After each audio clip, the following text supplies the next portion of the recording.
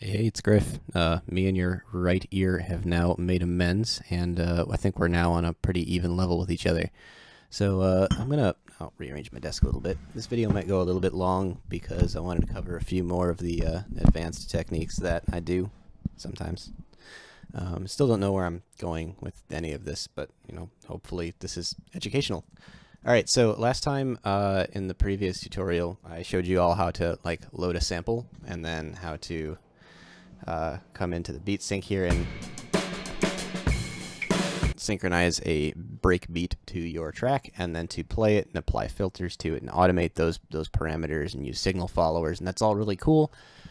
But sometimes we want to get a little bit more into the nitty gritty of it, and renoise makes it very easy for us to do that. And I wanted to show you how to do that today. So I loaded in a breakbeat here. These are just the same breakbeats that you can get in the samples folder here, but I just navigated into my C programs file, program files things, and then found them on my local machine here. So that's a thing. Anyway, I've loaded a sample, and there's this little button up here, and this is kind of a neat thing. One of the things you can do is click the slice button here and then manually drop in a bunch of slices. Now when you do this, you'll see a 1, 2, 3, 4, 5, blah, blah, blah. These are hex codes that associate, actually there's probably a 0 somewhere in there. These associate the different slices. And you'll notice that as we add more slices, more keys on this keyboard kind of light up, because now there's a slice associated with each one of those things. So if I press C0, by default, that will play the original sample all the way through, and that's a neat thing for reasons. But anyway, if I press C sharp 4, it's just that one slice that we made here. So C sharp is actually I'm just using the scroll wheel to oh my goodness to okay, there we go. Just using the scroll wheel to zoom in and out on this stuff. I thought I remember there's a way to like shift, maybe control shift scroll. No, there's a way that I can scroll in time as well. But anyway, you can move these around and click them around, and now C sharp is going to just be this little bit here. So I'm going to press the original beat button to get back there, and I can move that around. So one of the things you'll notice is that when I play the original beat, it sounds kind of lower than this slice. So, right. There's a lot of things I want to tell you right now, and I'm trying to sequence them all in my head and determine what's the easiest way to understand all of these things. I'm just going to cover slicing first before I hop into anything else. So you can place down a lot of slices and manually tweak these things and move all of the different things right up to the right point and, spend all day at it. Or you can do an auto slice method. And I'm actually just going to hold Control-Z, get rid of all those slices that I made. So this is back to the original sample, just like I had just loaded it in. There's this button next to slices that just automatically detects transients in the beat, and it slices them. And this percentage here basically puts a threshold where 0% is the DC here, and DC 0 volts. And then as you bring that percentage up, 50% is right here. So basically what it's going to do is it's going to draw a horizontal line at 50%, and any time that the signal crosses that line, it's going to drop in a new slice with, a little bit of hysteresis and some other nice stuff. But we click this, and basically it slices the sample for us. Now, one of the things you'll notice here is that, we've got some extraneous detections here that we might not want. So I'm actually going to bring the percentage up to like 80% and click that. Oop. That's interesting. Bringing that number up seems to... Oh, increases sensitivity. I thought it was a threshold thing. All right, my bad. Well, that must have changed. Anyway, I guess I'll bring it down to like 10% sensitivity or something around there. We'll slice that. Doesn't change much. How about that? Wonder what this does. What's this say? If enabled, triggered slice will stop playing at the start of the next. Oh, whatever. Boy, what a tutorial! I'm teaching you all sorts of wonderful things. Bring that down to 3. Undo, reslice. I'm still getting these weird like transients here that I'm trying to get rid of. Whatever. Oh, you know what? I'm just being a dingus. Those are cool transients. Those are things we might want. They're little hits. Ooh. Okay. So now if I hit the C sharp, it's going to do sample 1 here. If I hit D, it's going to be sample 2. D sharp will be sample 3, so on and so forth. So one of the things you'll notice, though, is that the samples don't always start at the right spot. You might want to go through and kind of adjust these a little bit. Like you'd probably actually want to move this sample onset here to the point at which the hit happens. And the way that you can do that is just by pressing the C4 key, going back to look at the original hits, or at the original track, and just kind of zoom in on these things and see where they are. Like look at that, look at that. It's kind of off. I usually keep this snapping at 0 crossings because it makes my life easier. Look at that, that's completely off. So anyway, this auto slice feature is not going to do everything for you, but what it does do is it gives you a whole bunch of really cool drum sounds to play with just by loading a breakbeat. And all these drum sounds are going to mesh really well with each other because they come from the same recording, right? They were recorded the same way. A lot of times you load a sample pack and you end up with a whole bunch of very disparate sounding sounds. Well, when you slice from a breakbeat, it all sounds like it meshes together very well. So one of the things I was getting at earlier, excuse me, is how the full beat, which by the way I've turned the beat sync on, sounds a little bit lower than the slices. You hear that?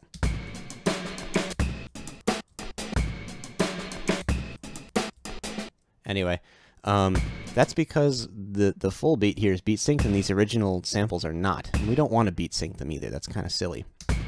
But we might actually want this beat to play at a lower transposition and have our slices play at a lower transposition. So how would we accomplish that? Oh, I hear a delay.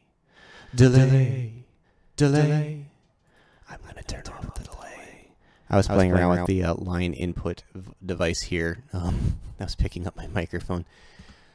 Anyway, back to the sampler. I'm going to load in my thing here, just as though it had never existed, so none of the slicing I did mattered. And I'm going to hit my my BPM thing here.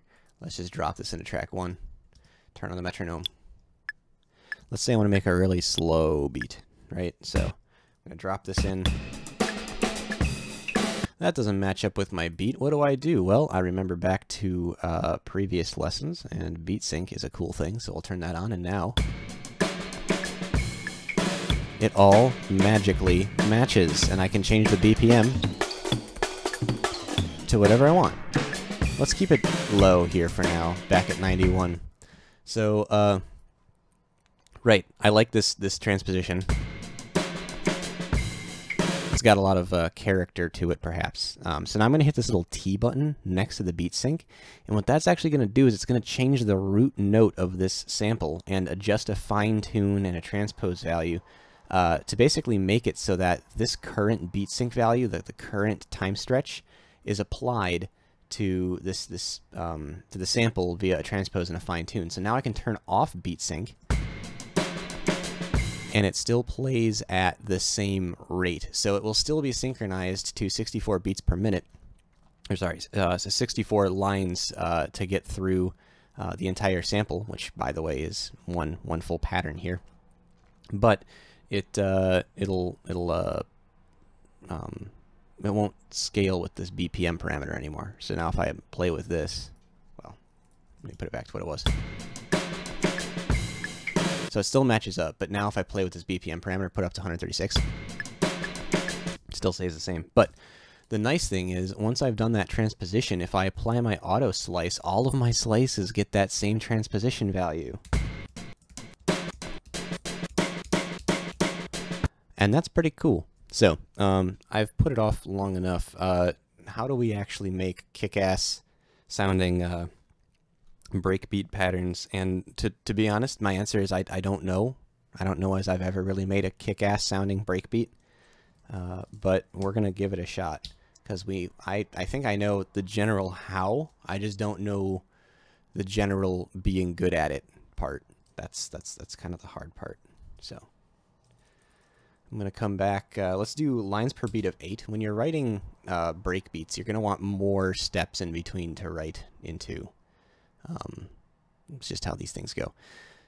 So what sort of a beat do we want? Well, usually I kind of start laying down some deplorable human beatbox solos and decide. So maybe kind of one that goes like a why not? Let's kind of start with something like that. So I apologize for that.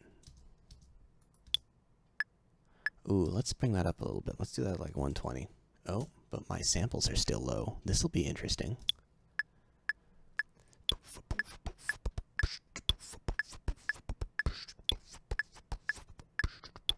All right, I think I got it.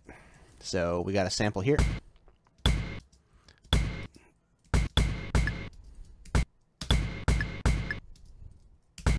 I'm just roughing this in right now because this is going to be very different. That sounds very robotic and very lame, but do not worry. We will change this and give it a lot of character. I'm just kind of trying to get my beats, my groove down.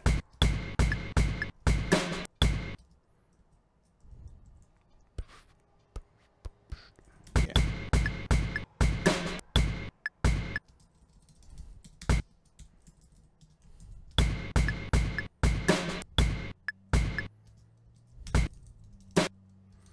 Okay, so one of the things to realize is that within this breakbeat, we have a lot of different kick drums. I'm just playing the first one here, right? C sharp 4, which is our first initial kick. But let's see if we can find another one. We got C, C sharp D, D sharp. E is our snare in this particular case. That's a hat. That's a snare. That's a nice little kind of chicka thing. Now that's a kick with a cymbal on it. We might not want that. That's a snare roll. Pretty cool snare roll. That's cool.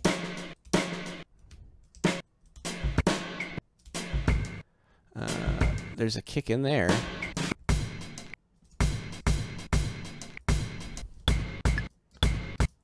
All right, I'm going to add this one in the middle here. So I'm going to change this.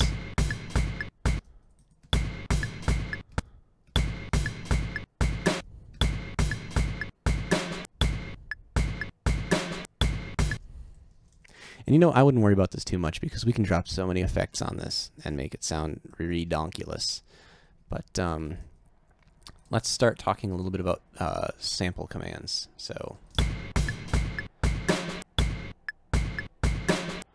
each one of these things that's being triggered here is a sample, okay? And we can change the volume. So this center track here is an abbreviated version of this 4-value command. And sample commands are kind of something that you just kind of got to get your head around and play around with a lot. You got to memorize a fair number of them, but to get you started, you can actually click this little down arrow here next to FX, and sample commands, it'll show you what all the different sample commands are. Not all of these are going to apply to every instrument. Things that are not sample based aren't going to deal with arpeggios or pitch slides or anything like that. But because we're dealing with a sample right now, we actually do have most of these things available to us, which is pretty cool. Immediately, one of the things you can do to add a lot of depth to what you've written is to play around with the volume a little bit, with the gain on the signal. And the way that you do that is by not actually using these sample commands. Wow, that's really confusing. I don't know why I brought it up that way. This center thing here, these two values are generally used for velocities. Okay, so it can assume values between 0, 0 and 8, 8, 0, where the default value I think is 7. So if I write 7 into all of these, it'll sound identical.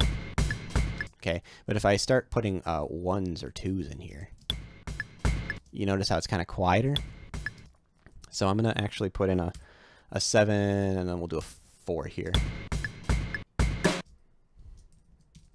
Do a 5, why not? So that's a cool thing. Those are velocity values. And again, most of the values in renoise are done in hex. So it goes from 0, 1, 2, 3, 4, 5, 6, 7, 8, 9, and then to A, B, C, D, E, and F, because that's the 16 digits of hex. So 7F goes to 8, 0, and you know, so on and so forth. Right. So I'm gonna play a few of these things. I'm gonna add a B here. So what this will do is it'll actually grab the sample like as it's playing, and then at this moment it'll just start playing it in reverse. Let me just show you what I mean by that. So here's the samples that are playing. See what happened there? Yep, that's what our B does.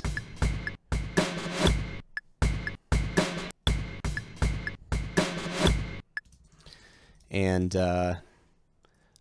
another cool thing you can do is like a volume stutter. So you can do it to, oops, we can do like 70707070. So that's gonna like kind of hear that? That's kind of a neat thing. I don't know if I like that there though. One of the things I am going to do though is apply a down command. So D, oh, I guess D can also work here. That's cool. I didn't know that. Anyway, I'm going to use this column here for the for some of the commands. But yeah, this D command here will pitch down the sample by a certain number of semitones, however many semitones you want. It's actually by x 1/16 of a semitone. You can actually see what it does down here, and that'll help the help area. So 0, 0, 16ths of a semitone is, well, no semitones. 1, 0, 16ths of a semitones. Again, remember we're in hex, so that's going to be 16 16ths of a semitone. So it's one semitone. That basically goes down one key on the keyboard. So another thing about the D commands, which is kind of just in the documentation but not explicitly mentioned, is if you do D0, 0, it actually repeats the D, the value that it was before. So it's going to be equivalent to a D1, a D1, a D1, a D1. So let me just play this without any further commands. Hear that? That's lower. But we can apply another D command, and now it's going to go down 2 steps, but it's going to kind of slide down more. We can do this a lot.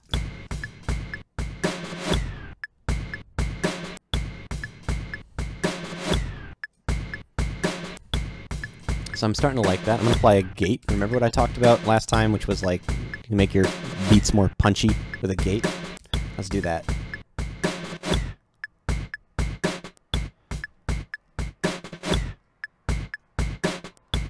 I'm going to bring the threshold down just a little bit.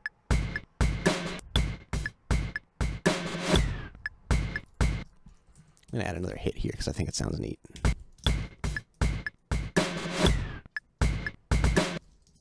I'm going to bring the velocity down.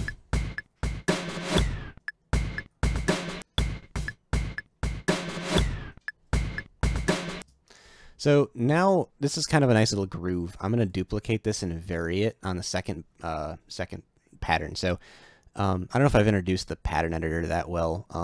This pattern plays through and then it goes to the next pattern. So it'll play through pattern 0 and then through pattern 1. The reason why it does that is because you might actually want to play pattern 0 several times. So I'm just going to add a whole bunch of stuff here. These are all unique patterns right now. But if you, while this window is focused, actually just press these buttons here.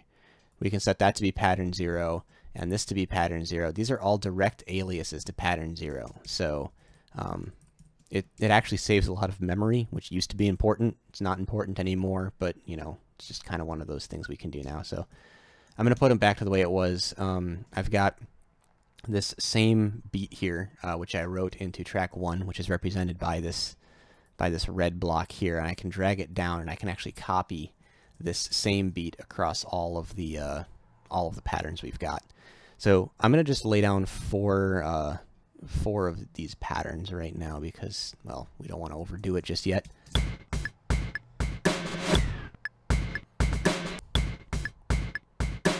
So we got kind of this groove going on.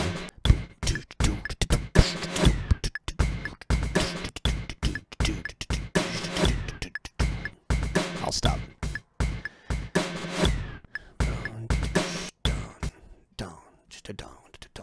Yeah, let's bring this down. Let's do this. Let's take this down here. Just doing variations. I'm gonna get rid of this here because we don't need to do this every time. We don't need to do this every time. I'm gonna add a second snare hit here, or a second kick drum here. We'll use this one with the cymbal. I think that'll sound neat. And then we'll apply a D1 command on that, because why not?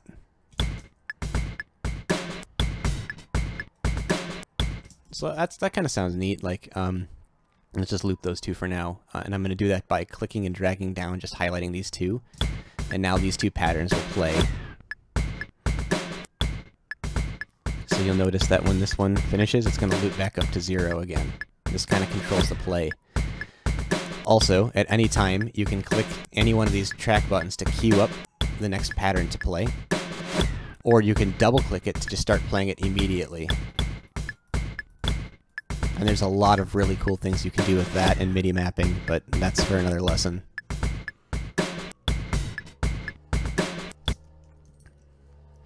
I'm actually just going to keep that for now because, you know, we could vary this infinitely, and we should if we're going to not be a lazy piece of shit.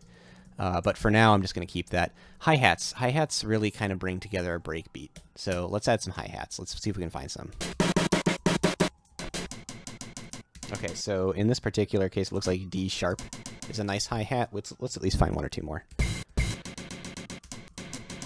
Looks like, what is that? C, D, E, F, G, A sharp. A sharp 4 in this case is also a another hi-hat. Let's see if we can find one more.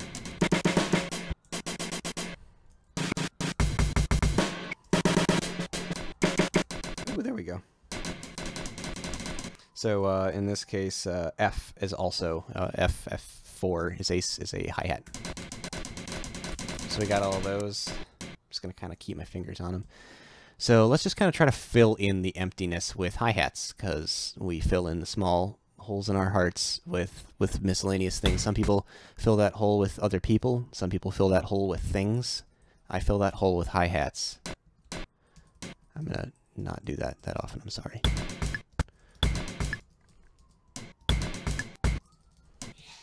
Ooh, there's my roommate. He's sneezing. We can leave holes every now and then. We don't need to completely fill this out.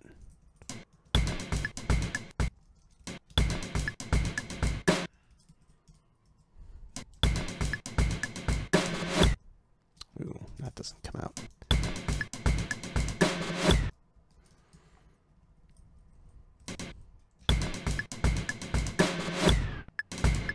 Ooh, that's cool.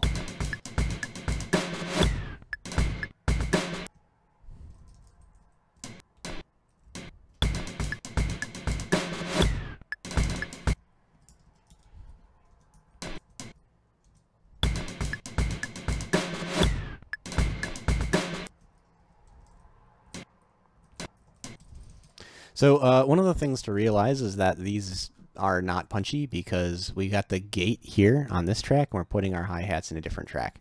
I like to do this because I like to EQ the hi-hats and the rest of the stuff differently. In fact, if I was really going for it, I would put my snare hits in a separate track and then I could EQ those differently. But I'm not really going for it right now. I'm just trying to show a general pattern. But let's instead of adding a gate to this track, I mean, we could totally do that. Maybe I should just do that. But you can add note offs. So we haven't actually added any note offs yet. Each one of these notes is just on forever. And if you press caps lock when you're in edit mode, you can place note offs. Some keyboards, this only is captured on caps lock off. So you might need to double tap caps lock. That's how it is on my laptop, at least. So I'm just going to drop in some note offs.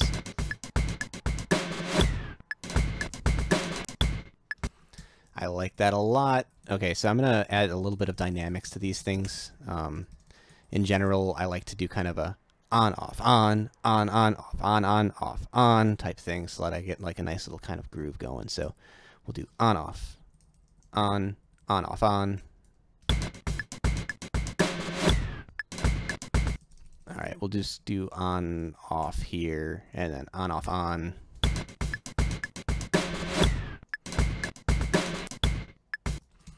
And just because I'm a lazy piece of shit, I'm going to copy this down and see how it sounds.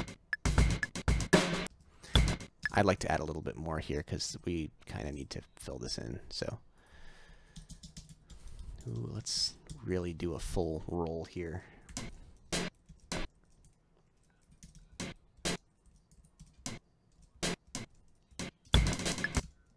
That's pretty crazy. Yeah. Yeah, that sounds like garbage. Ooh, this could be neat. This could be a good opportunity to use a retrigger. I'd like to put a retrigger on this last one here. So what a retrigger does is it replays the sample several times within a single line. So if I do R, it will retrigger the line every Y ticks with volume factor X. I don't generally do the volume factor thing. I actually don't know what that does. But I'm going to retrigger every... Let's see here. Every two ticks? Is that how that works? Well, you hear what it did, right?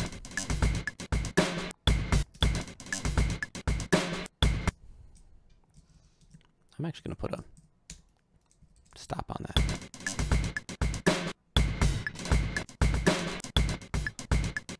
I like that.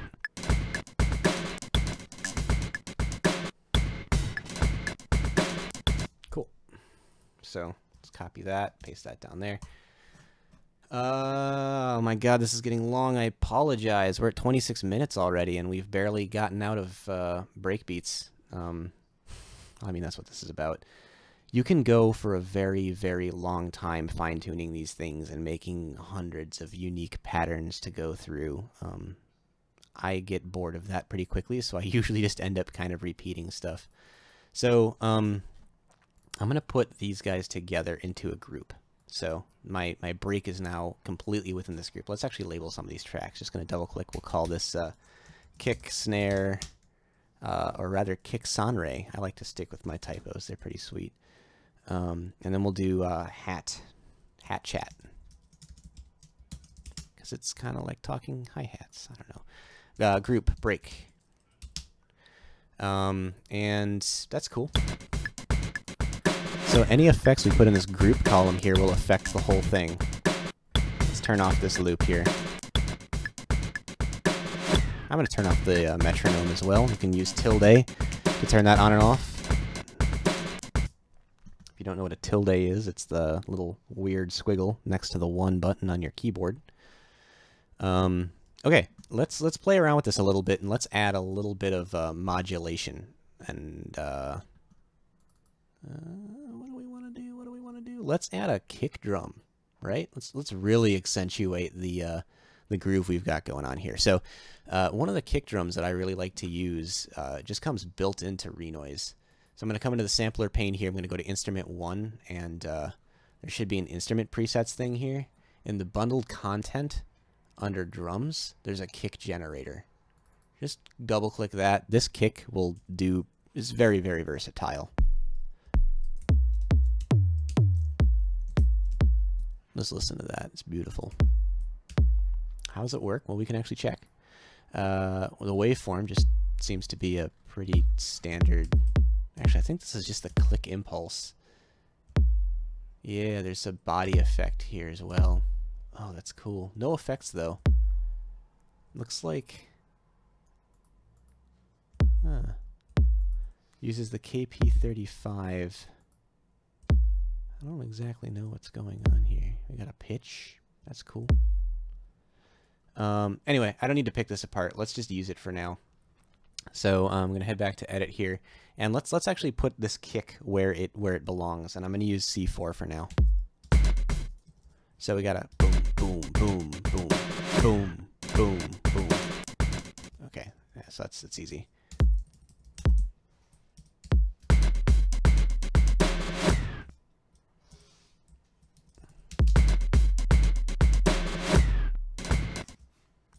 Boom, boom, boom, and then a snare hit there. In the second one here, remember we got rid of a kick. So I'm going to copy this down, but we got rid of this kick here, and we actually moved it down. So I'm going to move this down. And we added another kick. How about that? Let's put one there. Actually, you know what? Since these are duplicate right now, just 0 and 1, just to keep things simple, I'm just going to delete them. So we're going to stick with this little short, what is this? 1, 2, 3, 4, 2, 2, 3, 4, 3, 3, 3, 4, 4, 4. Okay, so this is 4 bars. It's simple. Let's bring the kick down. Sorry, I have difficulty thinking when there's a beat happening. The duration of this boom, the big tail, that right there, it takes too long, so we can bring that down using the vol-dur macro. I'd like this to be short and punchy, and we can actually change the from and to, so we can come from a higher note to a lower note, or we could go from a lower note to a higher note. I like to go from a higher note to a lower note. That's pretty sweet. Wow, he's really on a roll tonight, isn't he? Drive, we can bring the drive up. Listen to that. So what that sounds like. Well, it actually sounds better if you have a longer volume, so I'm just going to bring that up for a second. Really starts to occupy a lot more of your spectrum. So I'm going to keep that there. Now, one of the things I'm going to do now is apply that same ducking principle so that when this bass drum here hits, it kind of fades out the rest of the break. What did I do? I clicked and dragged something. I think it's okay. Anyway, let's put the signal follower on the kick drum track, and I'm going to change this to a track bass. And what this does is it sets the high pass and low pass filter on the input so that it isolates the bass specifically, and it sets the attack and release on the signal follower such that it actually does a pretty good job of ducking. So we're going to put the Hydra on, bring that over here, and then go current track, Hydra input. So now the output of the signal follower is going into this Hydra here. And we're going to put a gainer.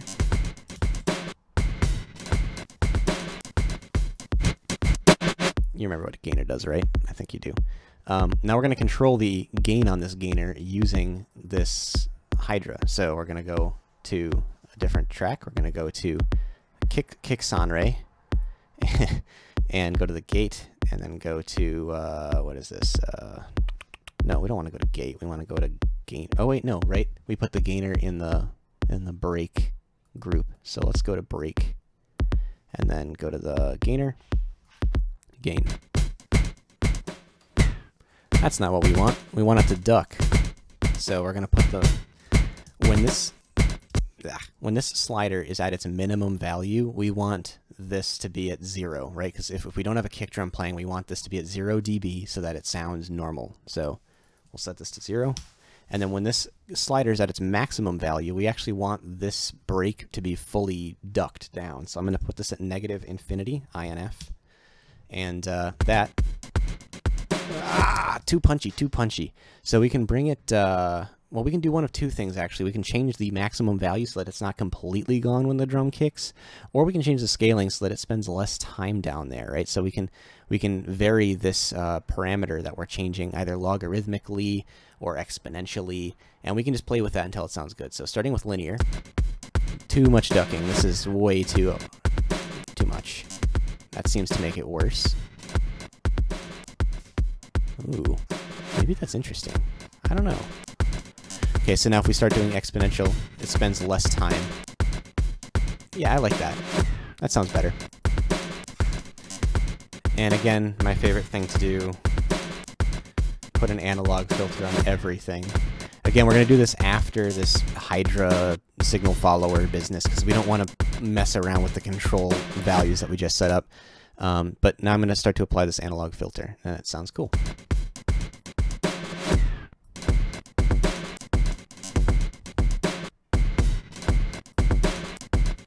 Let's put an analog filter on this break too, because analog filters everywhere make the world go round. I'm sure I'm going to come back to this in a few years and just be like, oh my god, why did I think that that sounded good? It sounds awful.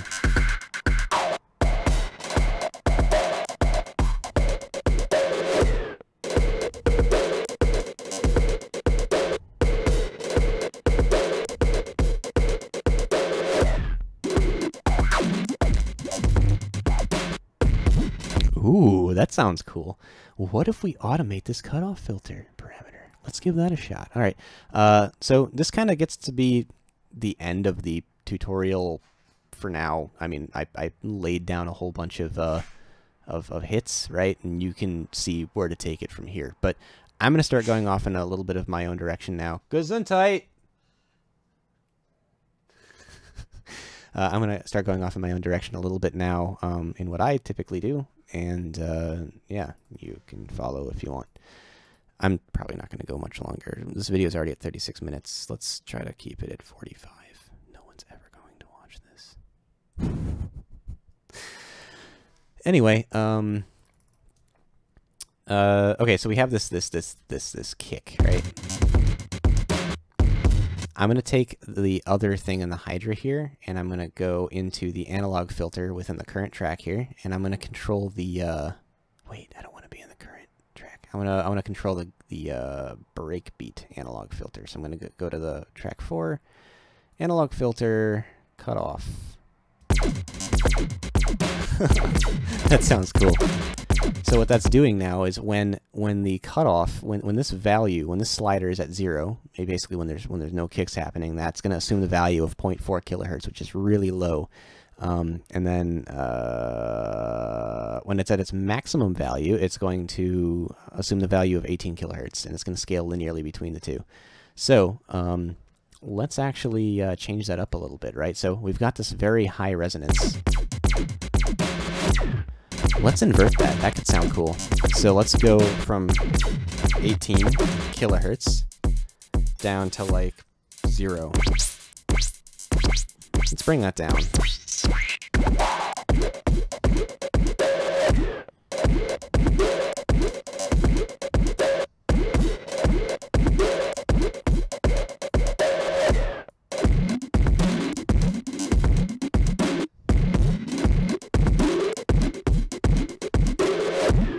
Sounds neat.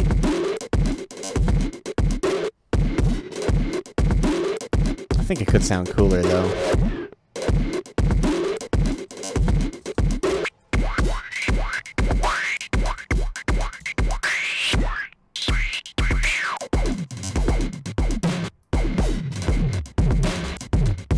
Ooh, now we're talking.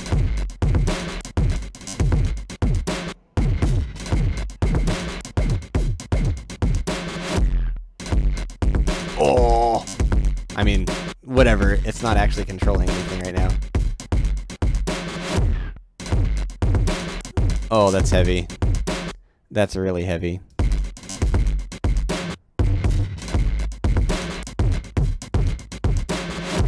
Let's bring that resonance up some more. Oh, ah! Oh! Oh, I love it. I love it. It's so dirty.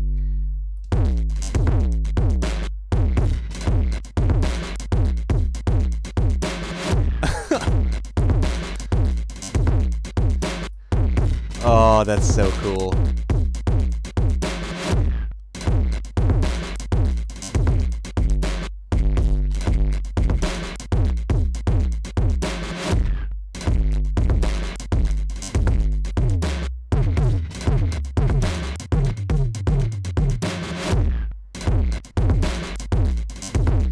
I really like the way that it sounds down there too.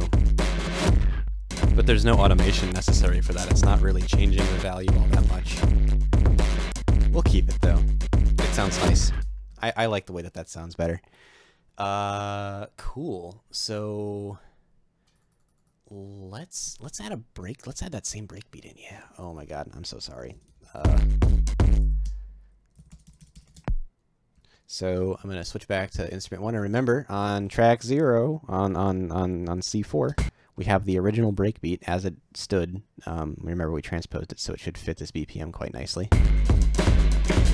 Oh, but I'm a dingus because I transposed it to 91 BPM, and it's currently 120 BPM. Well, do I want to talk about this tonight? Yeah, let's talk about this tonight.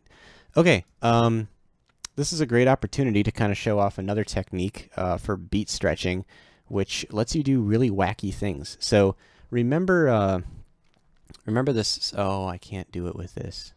Well, that's okay. I'll load in another one. So S commands. Let's talk about S commands for a second. I know I said earlier that you could leave, but I lied. And now as bonus content, you're getting this really neat technique.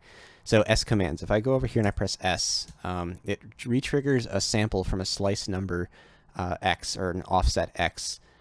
So if there are no slice numbers in the sample, well, in this sample there are slice numbers, so we can actually use the S command and write S04 and it will re-trigger from slice 4, or S07 it will re-trigger from slice 7, and we can actually use that to change the slice it's playing without actually pressing different keys on the keyboard. And there's reasons why you might want to do that.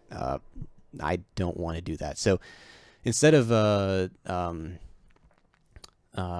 messing with this and messing with everything we've put together so far, I'm just going to load in another break right now. I don't even know what this sounds like right now. Boogity back 73 BPM. All right, whatever.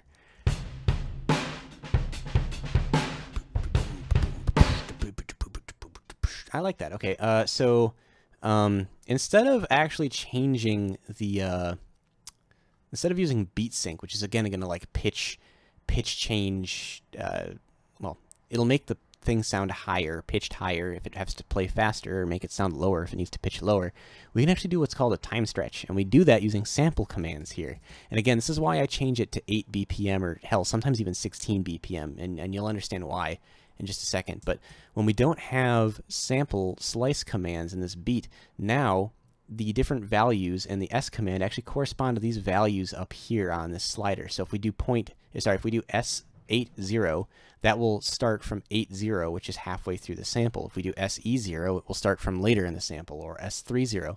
So what we can do is we can re-trigger this sample every single line, but then we can linearly interpolate the start position from 0 to 8 to, you know, onward from there. And that lets us do time stretching. And yeah, I'll just do it now and you'll understand. So I'm going to replay this same note over and over and over again.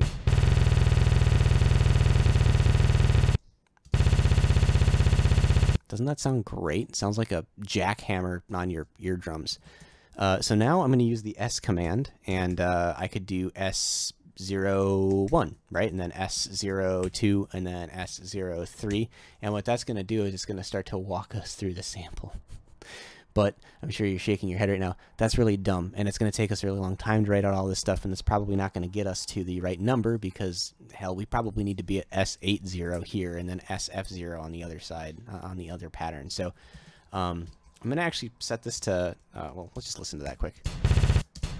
You notice how it doesn't like...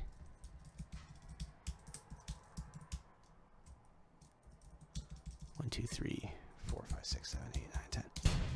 You see what it's doing there? Okay, I don't need to belabor this point. What I'm going to do, though, is I'm going to do S0 here, and then I'm going to go to the bottom of the pattern, and I'm going to do let's do 80, or, well, yeah, 80 for now. Remember, that's going to get us to 80 here. That's halfway through. So now it's going to play, we're going to interpolate from S0 to S80 for every single one of these hits here, okay? So the way that I do that is to put the cursor at the top of the line here, hold Shift, press Home, and then Control I, and that linearly interpolates any sample commands in that range. So let's listen to that. That's way too fast. Let's do this to 40 instead, and then Control I. I love that time stretch sound.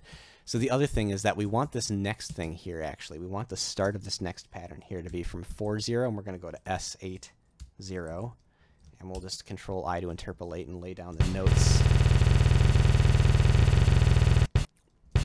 But you'll see that we've actually got a disparity here, discontinuity. This is playing the same part of the sample 2 times in a row. So let's actually just change this to 3F, which should be, 3F, which should be right next to 4-0. Control I to interpolate.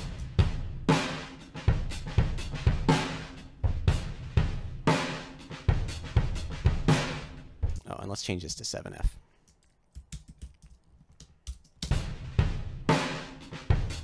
So this lets us do really zany, crazy things. First of all, when I change the BPM now,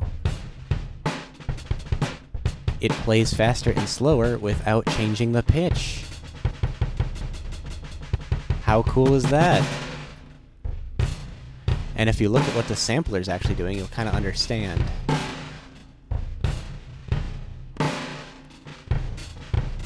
You get it? Let me belabor this point a little bit more by bringing the BPM way down. See? Isn't that cool? Really abstract stuff here. Okay, put it back to 120. So, the other neat thing is that we can control the pitch separately. So this transpose thing here, I can change this. That sounds kind of garbage.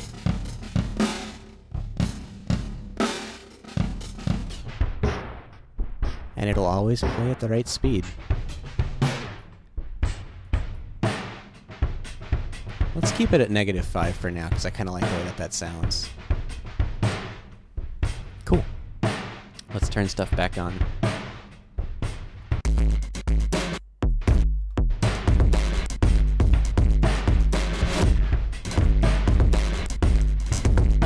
Let's put this in here.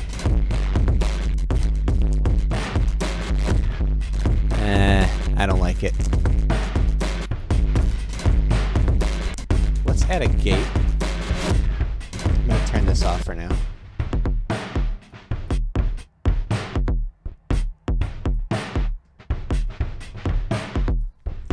Let's add a distortion. Distortion will give us a little bit more high, you know, stuff. Ooh, dirty.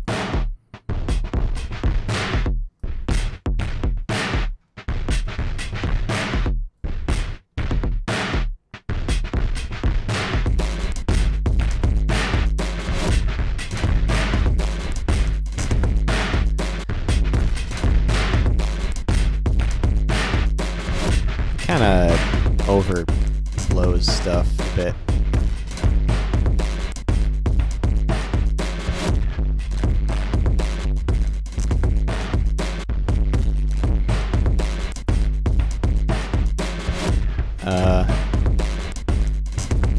Well, that's a beat, I guess. There's a lot of stuff going on, but, you know, you kind of get the idea. I didn't ask you anything, Alexa. Why did you turn on? Oh, I think she's trying to warn me that this video is getting a little bit long. So I'm going to stop now. I'm going to render out this beat because I kind of dig it. And I think I'm actually just going to turn off this breakbeat. It's too much.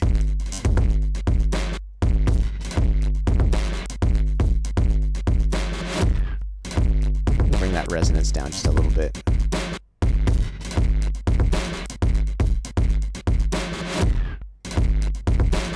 Okay, I'm gonna render this out and call it a night, and I might use this in another video later. Anyway, bye-bye.